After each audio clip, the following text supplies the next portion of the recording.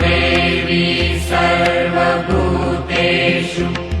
ಮಾತೃರೂಪೇಣ ಸಂಸ್ಥಿತಾ ನಮಸ್ತಸ್ಯೈ ನಮಸ್ತಸ್ಯೈ ನಮಸ್ತಸ್ಯೈ ನಮೋ ನಮಃ. ಯಾ ದೇವಿ ಸರ್ವಭೂತೇಷು ಶಾಂತಿರೂಪೇಣ ಸಂಸ್ಥಿತಾ ನಮಸ್ತಸ್ಯೈ ನಮಸ್ತಸ್ಯೈ ನಮಸ್ತಸ್ಯೈ ನಮೋ ನಮಃ.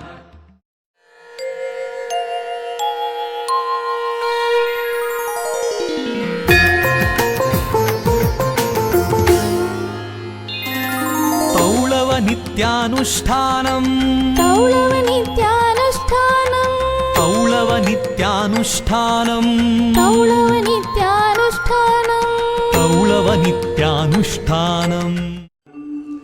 ಆಚಾರ್ಯ ಪವನೋಸ್ಮಾಕಂ ಆಚಾರ್ಯಾನಿ ಚ ಭಾರತಿ ದೇವೋ ನಾರಾಯಣ ಶ್ರೀಶಃ ದೇವಿ ಮಂಗಲದೇವತಾ. ಬ್ರಾಹ್ಮಣರಾದವರು ತಮ್ಮ ಪರಂಪರೆಯಿಂದ ಬಂದ ಸಂಸ್ಕೃತಿಯನ್ನು ಪರಿಪಾಲಿಸಬೇಕಾದದ್ದು ಅತ್ಯಂತ ಅವಶ್ಯ. ಹಿಂದಿನಿಂದಲೂ ಕೂಡ ಋಷಿ ಪರಂಪರೆಯಿಂದ ಬಂದ ವೈದಿಕ ಧರ್ಮ ಅನುಷ್ಠಾನ ಮಾಡಿದಾಗ ನಮ್ಮ ಜೀವನದಲ್ಲಿ ಐಹಿಕವಾಗಿಯೂ ಪಾರತ್ರಿಕವಾಗಿಯೂ ಕೂಡ ವಿಶೇಷವಾದ ಶ್ರೇಯಸ್ಸನ್ನು ತೇಜಸ್ಸನ್ನು ನಾವು ಪಡೆಯಲಿಕ್ಕೆ ಅವಕಾಶವಾಗ್ತದೆ. ಅದರಲ್ಲಿಯೂ ಈ ಸಂಧ್ಯಾವಂದನ ಗಾಯತ್ರಿ ಜಪಾನುಷ್ಠಾನ ಎಲ್ಲ ಬ್ರಾಹ್ಮಣರು ಕೂಡ ಕಡ್ಡಾಯವಾಗಿ ಮಾಡಬೇಕಾದ ಅವಶ್ಯಕವಾದ ನಿತ್ಯಾನುಷ್ಠಾನ. ಇದರಲ್ಲಿ ಇರುವ ವೈಶಿಷ್ಟ್ಯವೆಂದರೆ ಭಗವಂತನಿಗೆ ನಮ್ಮ ಕೃತಜ್ಞತೆಯ ಸಮರ್ಪಣೆ. ಪರಮಾತ್ಮನಿಂದ ಎಲ್ಲ ರೀತಿಯ ಉಪಕಾರವನ್ನು ಈ ಪ್ರಪಂಚದಲ್ಲಿ ಪಡೆಯುತ್ತಾ ಇದ್ದೇವೆ. ಅದಕ್ಕೆ ದೇವರಿಗೆ ನಾವು ಪ್ರತ್ಯುಪಕಾರವನ್ನು ಮಾಡುವ ಶಕ್ತಿ ನಮಗೆ ಇಲ್ಲ. ದೇವರಿಗೆ ನಮ್ಮಿಂದ ಏನು ಉಪಕಾರದ ಅಗತ್ಯವೇ ಇಲ್ಲ, ಅವನು ಪರಿಪೂರ್ಣ. ಆದರೆ ಭಗವಂತನು ಎಲ್ಲ ದೃಷ್ಟಿಯಿಂದ ನಮಗೆ ಪ್ರತಿ ಕ್ಷಣದಲ್ಲಿ ಮಾಡುವ ಉಪಕಾರದ ಕೃತಜ್ಞತಾ ಸ್ಮರಣೆಯಾದರೂ ನಮಗೆ ಬೇಕು.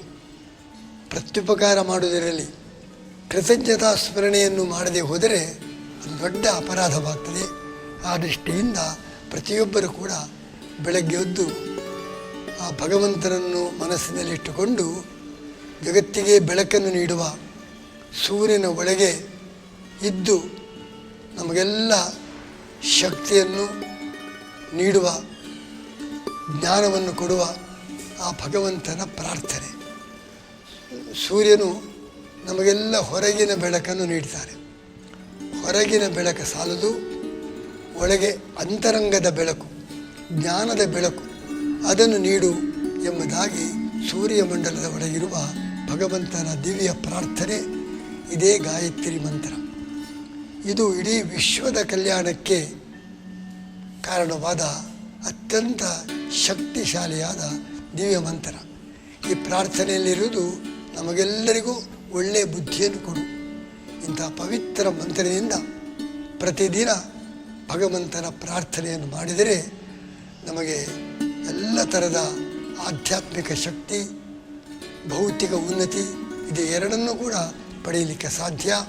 ಅಂಥ ದಿವ್ಯ ಮಂತ್ರದ ಪ್ರಾರ್ಥನೆ, ಸಂಧ್ಯಾವಂದನೆಯ ಒಂದು ಆಂದೋಲನ ಬ್ರಾಹ್ಮಣರ ಪ್ರತಿ ಮನೆಗಳಲ್ಲಿ ಕೂಡ ಆಗಬೇಕು. ಇದರಿಂದ ಅವರಿಗೂ ಶ್ರೇಯಸ್ಸು, ಲೋಕಕ್ಕೂ ಕಲ್ಯಾಣ. ಇಂಥ ಒಂದು ಸಂಧ್ಯಾವಂದನದ ಬಗ್ಗೆ, ನಿತ್ಯಾನುಷ್ಠಾನದ ಬಗ್ಗೆ, ಪರಮಾತ್ಮನ ಪೂಜೆ ಪ್ರತಿನಿತ್ಯ ಸ್ವಲ್ಪ ಹೊತ್ತಾದರೂ ಕೂಡ ಭಗವಂತನ ಪೂಜಾನುಷ್ಠಾನ ಅದನ್ನು ಮಾಡಬೇಕು. ಈ ಥರದ ದೈನಂದಿನ ಧಾರ್ಮಿಕ ಅನುಷ್ಠಾನದ ಒಂದು ಜಾಗೃತಿಯನ್ನು ಮೂಡಿಸೋದಕ್ಕೋಸ್ಕರ ಪರನಂಕೆಲ ಹರಿದಾಸ ಭಟ್ಟರು, ಡಾಕ್ಟರ್ ಸುರೇಶ ರಾವ್ ಇವರಿಬ್ಬರೂ ಕೂಡ ಅಂಥ ಒಂದು ಉತ್ತಮವಾದ ಧಾರ್ಮಿಕ ಜಾಗೃತಿಯ ಕಾರ್ಯಕ್ರಮವನ್ನು ನಡೆಸಿದ್ದಾರೆ. ಇದರ ಲಾಭವನ್ನು ಇದು ತೌಳವ ನಿತ್ಯಾನುಷ್ಠಾನ. ಅಷ್ಟಮಠದ ಶಿಷ್ಯವರ್ಗಕ್ಕೆ ಸೇರಿದ ಮಧ್ವಾಚಾರ್ಯರ ಸಿದ್ಧಾಂತದ ಅನುಯಾಯಿಗಳಾದ ತೌಲವ ಎಲ್ಲರೂ ಕೂಡ ಈ ಧಾರ್ಮಿಕ ಅನುಷ್ಠಾನವನ್ನು ನಡೆಸಿಕೊಂಡು ಆ ಮೂಲಕ ತಮಗೆ ಶ್ರೇಯಸ್ಸನ್ನು ಸಾಧಿಸಬೇಕು. ಈ ಒಂದು ಕಾರ್ಯವನ್ನು ನಡೆಸಿದ ಹರಿದಾಸ ಭಟ್ಟರಿಗೂ ಸುರೇಶ್ವರರಿಗೂ ನಾವು ಅಭಿನಂದಿಸ್ತಾ, ಇದರಲ್ಲಿ ಸಹಕರಿಸಿದ ಎಲ್ಲ ತಾಂತ್ರಿಕ ವರ್ಗದವರಿಗೂ ಕೂಡ ನಮ್ಮ ಅಭಿನಂದನೆಯನ್ನು ಸಲ್ಲಿಸಿ, ಎಲ್ಲರಿಗೂ ಕೂಡ ಭಗವಂತ ಅನುಗ್ರಹ ಮಾಡಲಿ. ಇದರ ಲಾಭವನ್ನು ತೌಳವ ಬ್ರಾಹ್ಮಣ ಸಮಾಜ ಅವಶ್ಯವಾಗಿ ಪಡೆಯಬೇಕಾಗಿ ಅಪೇಕ್ಷಿಸುತ್ತೇನೆ.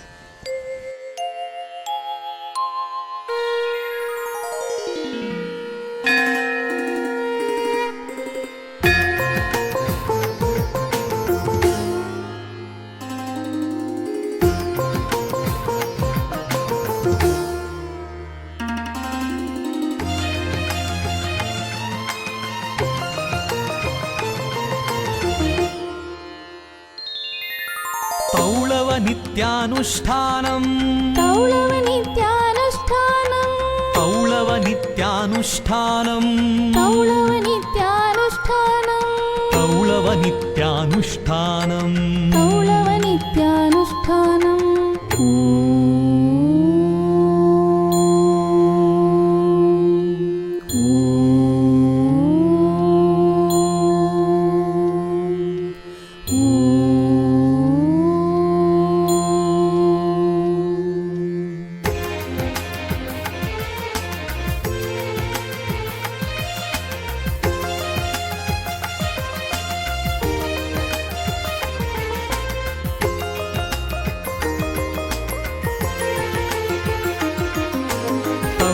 ನಿತ್ಯಾನುಷ್ಠಾನ ವಿಧಿಂ ಸತತಂ ಕುರುತಂ ನನು ಭೋ ಸುಜನಃ.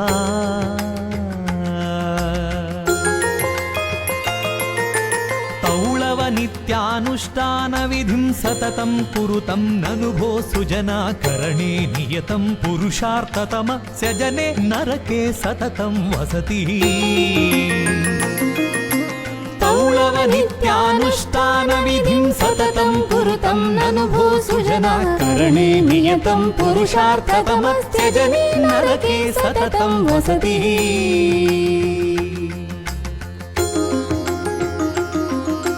ಸನಿ ಪನಿ ಸಗ ಸನಿ ಸನಿ ಪನಿ ಸಾ ಪಮ ಗಮ ಪನಿ ಪಮ ಪಮ ಗಮ ಪ ಪನಿ ಸಾ ಮ ಪನಿ ಸನಿ ಪನಿ ಪಮ ಗಮ ಪ ನಿ ಪಮ ಪಮ ಗ ಸ ಮಗ ಮಗ ಸಗ ಸನಿ ಪನಿ ಸಾ.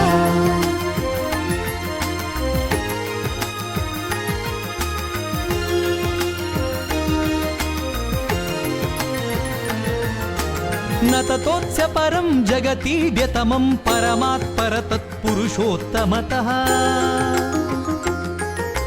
ನ ತತೋತ್ಸ್ಯ ಪರಂ ಜಗತೀಡ್ಯತಮಂ ಪರಮಾತ್ಪರ ತತ್ಪುರುಷೋತ್ತಮತಃ. ತದಲಂ ಬಹುಲೋಕ ವಿಚಿಂತನಯ ಪ್ರವಣಂ ಕುರು ಮಾನಸಮೀಸಪದೇ.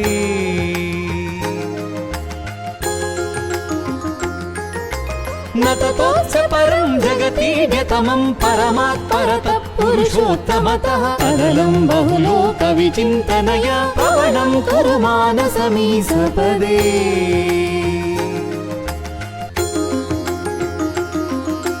ಸನಿ ಪನಿ ಸಗ ಸನಿ ಸನಿ ಪನಿ ಸಾ ಪಮ ಗಮ ಪನಿ ಪಮ ಪಮ ಗಮ ಪ ಪನಿ ಸಾ ಮ ಪನಿ ಸನಿ ಪನಿ ಪಮ ಗಮ ಪ ನಿ ಪಮ ಪಮ ಗ ಸ ಮಗ ಮಗ ಸಗ ಸನಿ ಪನಿ ಸಾ.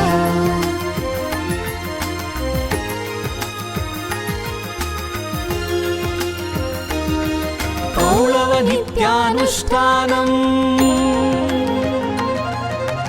ತೌಳವ ನಿತ್ಯಾನುಷ್ಠಾನಂ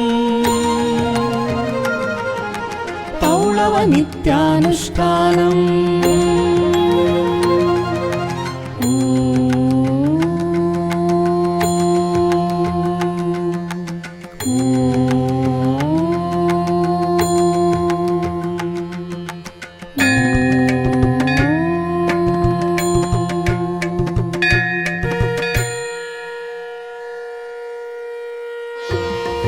ಶ್ರೀ ಗುರುಭ್ಯೋ ನಮಃ. ಹರಿ ಓಂ. ಭಾರತೀಯ ಸಂಸ್ಕೃತಿ ಹಾಗೂ ಸಂಸ್ಕಾರದ ಉಳಿವಿಗಾಗಿ ಪರಮಪೂಜ್ಯ ಶ್ರೀ ಶ್ರೀ ವಿಶ್ವೇಶತೀರ್ಥ ಶ್ರೀಪಾದರ ಪರಮಾನುಗ್ರಹದಿಂದ ಸಂಧ್ಯಾವಂದನೆ, ಅಗ್ನಿಕಾರ್ಯ, ಭೋಜನ ಮಂತ್ರ ಹಾಗೂ ಉಪವೀತ ಧಾರಣ ವಿಧಿ ಇವುಗಳನ್ನು ಒಳಗೊಂಡ ತೌಳವ ನಿತ್ಯಾನುಷ್ಠಾನಂ ಎಂಬ ಸಾಕ್ಷ್ಯಚಿತ್ರವು ಮುಂಬಯಿಯ ಪ್ರಸಿದ್ಧ ವೈದ್ಯರಾದ ಹಾಗೂ ಸಂಜೀವಿನಿ ಆಸ್ಪತ್ರೆ ಮುಂಬೈ ಇದರ ಮುಖ್ಯಸ್ಥರಾದ ಡಾಕ್ಟರ್ ಸುರೇಶ್ ರಾವ್ ಕಟೀಲು ಮತ್ತು ವೇದಮೂರ್ತಿಗಳಾದ ಪೆರಣಂಕಿಲ ಶ್ರೀ ಹರಿದಾಸ ಭಟ್ ಇವರ ಮುಂದಾಳುತ್ವದಲ್ಲಿ ನಿರ್ಮಾಣವಾಗುತ್ತಿದೆ. ಪರಮಪೂಜ್ಯ ಶ್ರೀಪಾದರಿಂದ ಬೆಂಗಳೂರಿನಲ್ಲಿ ಸಂಸ್ಥಾಪಿತವಾದ ಶ್ರೀ ಪೂರ್ಣಪ್ರಜ್ಞ ವಿದ್ಯಾಪೀಠ ಎಂಬ ವೇದಾಂತ ಗುರುಕುಲದ ಸಹಯೋಗ ಹಾಗೂ ಸಹಕಾರದೊಂದಿಗೆ ನಿರ್ಮಾಣವಾಗುತ್ತಿರುವ ಈ ಸಾಕ್ಷ್ಯಚಿತ್ರವು ಭಗವಂತನ ಅನುಗ್ರಹದಿಂದ ಲೋಕೋಪಕಾರಕವಾಗಿ ಒಳ್ಳೆಯ ಸಂಸ್ಕೃತಿಯನ್ನು ಒಡಮೂಡಿಸುವಲ್ಲಿ ಸಫಲವಾಗಲಿ ಎಂದು ನಾವೆಲ್ಲರೂ ಕೂಡ ಭಗವಂತನನ್ನು ಪ್ರಾರ್ಥಿಸೋಣ.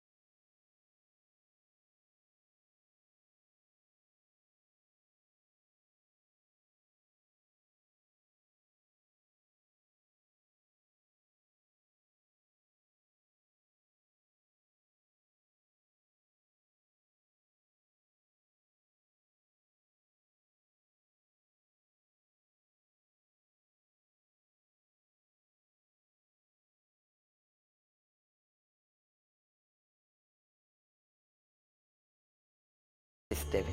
ಆಚಾರ ಅನುಷ್ಠಾನಗಳಲ್ಲಿ ದೇಶಕ್ಕೆ ಸರಿಯಾಗಿ ಕೆಲವು ವ್ಯತ್ಯಾಸಗಳಿದ್ದಾವೆ. ಸಮುದ್ರದ ತೀರ, ಪಶ್ಚಿಮ ಘಟ್ಟ ಅಂತ ಕರೆಸಿಕೊಂಡಿರುವ ಸಹ್ಯಾದ್ರಿ ಪರ್ವತದ ಬುಡದಲ್ಲಿರುವ ವಿಶಾಲ ಕರಾವಳಿ ಇವತ್ತು ತೌಳವ ಪ್ರದೇಶ, ತುಳು ಭಾಷೆಯನ್ನಾಡತಕ್ಕಂತಹ ವಿಪ್ರರು ಇರತಕ್ಕಂತಹ ಪ್ರದೇಶ ಅಂತ ಕರೆಸಿಕೊಂಡಿದೆ. ಇದೇ ಪರಶುರಾಮ ಕ್ಷೇತ್ರ. ಈ ಕ್ಷೇತ್ರದಲ್ಲಿ ಶ್ರೀ ಮಧ್ವಾಚಾರ್ಯರು ಅವತರಿಸಿ ವಾಯುವಂಶ ಸಂಭೂತರಾಗಿ ಲೋಕಕ್ಕೆ ದ್ವೈತ ತತ್ವದ ವಿವರಣೆಯನ್ನು ನೀಡಿದರು. ಅವರು ಇಲ್ಲಿಯ ಜನರಿಗೆ ಅನುಷ್ಠಾನ ಪದ್ಧತಿಯನ್ನು ವಿವರಿಸಿ ಹೇಳಿದರು. ಇದಕ್ಕೆ ಅನುಸಾರವಾಗಿ ಬೆಳೆದು ಬಂದಂತಹ ಸಂಧ್ಯಾವಂದನೆ, ಅಗ್ನಿ ಕಾರ್ಯ, ಯಜ್ಞೋಪವೀತ ಧಾರಣ ವಿಧಿ, ಭೋಜನ ಮಂತ್ರ ಮೊದಲಾದ ಅನೇಕ ಪ್ರಕ್ರಿಯೆಗಳು ಈ ಸಾಕ್ಷ್ಯ ಚಿತ್ರದಲ್ಲಿ ಇವತ್ತು ಲಭ್ಯವಿವೆ. ಈ ಅನುಷ್ಠಾನವನ್ನು ವಿಪ್ರನಾದಂತಹ ವ್ಯಕ್ತಿ ಬಾಲ್ಯದಲ್ಲಿ 7 ಅಥವಾ 8ನೇ ವರ್ಷದಲ್ಲಿ ಉಪನಯನವೆಂಬ ಸಂಸ್ಕಾರವನ್ನು ತಂದೆಯ ಕೈಯಿಂದ ಪಡೆದು ಬ್ರಹ್ಮೋಪದೇಶವನ್ನು ಪಡೆದು ಆರಂಭಿಸುತ್ತಾನೆ. ಆದರೆ ಇವತ್ತು ಅದನ್ನು ಸ್ಪಷ್ಟವಾಗಿ ಹೇಳಿಕೊಡುವಷ್ಟು ಉಪನಯನ ವಿಧಿಯನ್ನು ನಡೆಸಿಕೊಟ್ಟಂತಹ ಪುರೋಹಿತ ವರ್ಗಕ್ಕೆ ಅವಕಾಶ ಲಭ್ಯವಾಗುತ್ತಿಲ್ಲ. ತಾವೇ ಸ್ವತಃ ಕಲಿಯುವುದಕ್ಕೆ ಸ್ವಲ್ಪ ಕ್ಲೇಶವಿದೆ. ಏನೆಂದರೆ ಈ ಅನುಷ್ಠಾನದಲ್ಲಿ ಮುಖ್ಯವಾಗಿ 2 ಮಾರ್ಗಗಳಿದ್ದಾವೆ. ಒಂದು ಮಂತ್ರ, ಮತ್ತೊಂದು ತಂತ್ರ. ಬಾಯಿಯಿಂದ ಉಚ್ಚರಿಸುವಂಥದ್ದು ಮಂತ್ರ, ಆ ಮಂತ್ರದ ಜೊತೆಗೆ ಶಾರೀರಿಕವಾಗಿ ನಡೆಸಬೇಕಾದದ್ದು ತಂತ್ರ. ಈ ಮಂತ್ರವನ್ನು ಬೇಕಾದರೆ ನಾವು ಇನ್ನೊಬ್ಬರ ಹತ್ರ ಹೇಳಿಸಿಕೊಂಡು ಕಲಿಯಬಹುದು. ಆದರೆ ತಂತ್ರ ಮುಂಭಾಗದಲ್ಲಿ ಒಬ್ಬ ನಡೆಸಿ ತೋರಿಸಿದಾಗ ಮಾತ್ರ ಅಧ್ಯಯನಕ್ಕೆ ಶಕ್ಯವಾಗ್ತದೆ. ಮಂತ್ರ ತಂತ್ರ ಎರಡನ್ನೂ ಕೂಡ ಎಲ್ಲರೂ ಈ ವ್ಯಾವಹಾರಿಕ ಔದ್ಯೋಗಿಕ ಜೀವನದಲ್ಲೂ ಅಭ್ಯಾಸ ಮಾಡಬೇಕಾದರೆ ಇಂತಹ ಸಾಕ್ಷ್ಯ ಚಿತ್ರ ಬಹಳ ಮಟ್ಟಿನಲ್ಲಿ ಉಪಕರಿಸುತ್ತದೆ. ಈ ದೃಷ್ಟಿಕೋನವನ್ನೇ ಮುಂದಿಟ್ಟುಕೊಂಡು ಈ ಸಾಕ್ಷ್ಯ ಚಿತ್ರದ ನಿರ್ಮಾಣ ಇದೆ. ಇದರಲ್ಲಿ ಸ್ಫುಟವಾಗಿ ನಿರೂಪಿಸಿದಂತಹ ಮಂತ್ರಗಳಿದ್ದಾವೆ. ಜೊತೆಗೆ ಅಭ್ಯಾಸ ಮಾಡುವುದಕ್ಕೆ ಇದರಲ್ಲಿ ಅವಕಾಶವಿದೆ. ಮಂತ್ರದ ಜೊತೆಗೆ ನಡೆಸತಕ್ಕಂತಹ ತಂತ್ರ ಹೇಗಿದೆ ಅನ್ನುವುದನ್ನು ಕೂಡ ಇದನ್ನು ನೋಡಿಕೊಂಡು ಉಪನೀತನಾದಂತಹ ವ್ಯಕ್ತಿ ಪ್ರಾರಂಭದ ಒಂದು 10 ದಿವಸಗಳ ತನಕ ತಾನು ಅಭ್ಯಾಸ ಮಾಡಿದರೆ ಆಮೇಲೆ ನಿರರ್ಗಳವಾಗಿ ಯಾವ ವ್ಯತ್ಯಾಸವೂ ಇಲ್ಲದೆ ಅನುಷ್ಠಾನವನ್ನು ಮಾಡುವುದಕ್ಕೆ ಶಕ್ಯವಾಗ್ತದೆ. ಕೇವಲ ನೂತನವಾಗಿ ಉಪನಯನವಾದಂತಹ ವ್ಯಕ್ತಿಗೆ ಮಾತ್ರ ಅಲ್ಲ, ಈಗಾಗಲೇ ಪ್ರಾರಂಭದಲ್ಲಿ ಕಲಿತು ಉಪದೇಶಕರು ಇಲ್ಲದೇ ಇರುವ ಕಾರಣದಿಂದ ಬಿಟ್ಟು ಹೋದಂತಹ ಆದರೆ ಅದರ ಮಹತ್ವವನ್ನು ಅರಿತಿರತಕ್ಕಂತಹ ವ್ಯಕ್ತಿಗಳು ಕೂಡ ಈ ಸಾಕ್ಷ್ಯಚಿತ್ರದ ಮೂಲಕ ಮತ್ತೆ ಹೊಸ ಅನುಷ್ಠಾನಗಳಲ್ಲಿ ತಮ್ಮನ್ನು ತೊಡಗಿಸಿಕೊಳ್ಳುವುದಕ್ಕೆ ಸುಂದರ ಅವಕಾಶ ಪ್ರಾಪ್ತವಾಗಿದೆ. ನಮಸ್ಕಾರಗಳು. ನಾವು ಜನಿಸಿರುವ ಈ ವಿಶ್ವವು ಭಗವಂತನ ಸೃಷ್ಟಿಯಾಗಿರುತ್ತದೆ. ಪಂಚ ಪ್ರಕೃತಿಯಿಂದ ಒಳಗೊಂಡ ಈ ವಿಶ್ವವು ಪ್ರಪಂಚ ಎಂದು ಗುರುತಿಸಲ್ಪಡುತ್ತದೆ. ಈ ಪ್ರಪಂಚದಲ್ಲಿ ಜನಿಸಿರುವ ಸುಮಾರು 84 ಲಕ್ಷ ಜೀವಿಗಳಲ್ಲಿ ಮಾನವ ಜನ್ಮವೇ ಶ್ರೇಷ್ಠ ಎಂದು ಗುರುತಿಸಲ್ಪಟ್ಟಿದೆ. ಅದರಲ್ಲಿಯೂ ಬ್ರಾಹ್ಮಣ ಜನ್ಮ ಅಂದರೆ ಇನ್ನಷ್ಟು ಶ್ರೇಷ್ಠ ಎಂದು ನಾವೆಲ್ಲ ತಿಳಿದವರು. ಒಬ್ಬ ಮನುಷ್ಯ ಬರೇ ಬ್ರಾಹ್ಮಣದ ಜನ್ಮದಲ್ಲಿ ಹುಟ್ಟಿದ ತಕ್ಷಣ ಅವ ಬ್ರಾಹ್ಮಣನಾಗುವುದಿಲ್ಲ. ಅವನಿಗಾಗುವ ನಾಮಕರಣ, ಉಪನಯನ ಇತ್ಯಾದಿಗಳಿಂದ ಅವ ಬ್ರಾಹ್ಮಣ ಎನಿಸಲ್ಪಡುತ್ತಾನೆ. ಜಪ, ಪೂಜೆ, ಅಗ್ನಿ ಕಾರ್ಯ, ಸಂಧ್ಯಾವಂದನ ಇಂತಹ ವಿಧಿಗಳನ್ನು ಮಾಡುತ್ತಾ ಹೋದರೆ ಮಾತ್ರ ಅವ ಒಬ್ಬ ಬ್ರಾಹ್ಮಣ ಎನಿಸಿಕೊಳ್ಳಲು ಅರ್ಹನಾಗುತ್ತಾನೆ. ಇಂದಿನ ವೈಜ್ಞಾನಿಕ ಯುಗದಲ್ಲಿ ಬ್ರಾಹ್ಮಣ ಮಕ್ಕಳು ನಿತ್ಯಾನುಷ್ಠಾನವನ್ನು ಕಲಿಯಬೇಕು, ಬ್ರಾಹ್ಮಣತ್ವವನ್ನು ಉಳಿಸಿಕೊಳ್ಳಬೇಕು ಎಂಬ ಧ್ಯೇಯದಿಂದ ಕಳೆದ 18 ವರ್ಷದಿಂದ ಶ್ರೀ ಕಟೀಲು ಶ್ರೀದೇವಿಯ ಸನ್ನಿಧಿಯಲ್ಲಿ ಶ್ರೀ ದುರ್ಗಾ ಸಂಸ್ಕೃತ ಪ್ರತಿಷ್ಠಾನದಲ್ಲಿ ನಾವು ವಸಂತ ವೇದ ಶಿಬಿರ ಎಂಬ ಶಿಬಿರವನ್ನು 1 ತಿಂಗಳ ಅವಧಿ ಏಪ್ರಿಲ್ ತಿಂಗಳಲ್ಲಿ ಮಾಡಿಕೊಂಡು ಬರುತ್ತಾ ಇದ್ದೇವೆ. ಅದರಲ್ಲಿ ಸಾವಿರಾರು ಮಕ್ಕಳು ಅದರ ಉಪಯೋಗವನ್ನು ಪಡೆದಿದ್ದಾರೆ, ತಮ್ಮ ನಿತ್ಯ ಜೀವನದಲ್ಲಿಯೂ ಅಳವಡಿಸಿಕೊಂಡು ಹೋಗುತ್ತಿದ್ದಾರೆ ಎಂದು ಹೇಳಲು ಸಂತೋಷವಾಗುತ್ತದೆ. ಈ ಒಂದು ಸಾಕ್ಷ್ಯ ಚಿತ್ರವನ್ನು ನಿರ್ಮಿಸಿ ತೌಳವ ನಿತ್ಯಾನುಷ್ಠಾನಂ ಎಂದು ಶೀರ್ಷಿಕೆಯನ್ನು ಕೊಟ್ಟು ನನ್ನ ಈ 60ನೇ ಹುಟ್ಟುಹಬ್ಬದ ಶುಭ ಅವಸರದಲ್ಲಿ ನನ್ನ ತಂದೆಯಾದ ಶ್ರೀ ಕಟೀಲು ಸಂಜೀವರಾವ್ ಹಾಗೂ ಕಾತ್ಯಾಯಿನಿ ನನ್ನ ತಾಯಿ ಅವರಿಗೆ ಚೊಚ್ಚಲ ಕಾಣಿಕೆಯಾಗಿ ಅರ್ಪಿಸುತ್ತಿದ್ದೇನೆ. ಇದರ ಸದುಪಯೋಗವನ್ನು ಪರಶುರಾಮ ಸೃಷ್ಟಿಯ ತೌಳವ ಬ್ರಾಹ್ಮಣರು ಅಳವಡಿಸಿಕೊಂಡಲ್ಲಿ, ತಮ್ಮ ನಿತ್ಯ ಜೀವನದಲ್ಲಿ ಇದರ ಉಪಯೋಗವನ್ನು ಮಾಡಿಸಿಕೊಂಡು ಬಂದಲ್ಲಿ ನಾವು ಮಾಡಿದ ಈ ಕಾರ್ಯ ಸಫಲ ಎಂದು ನಮಗನಿಸುತ್ತದೆ. ಭಗವಂತನು ನಿಮಗೆಲ್ಲರಿಗೂ ಅನುಗ್ರಹಿಸಲಿ ಎಂದು ಪ್ರಾರ್ಥಿಸುತ್ತೇನೆ.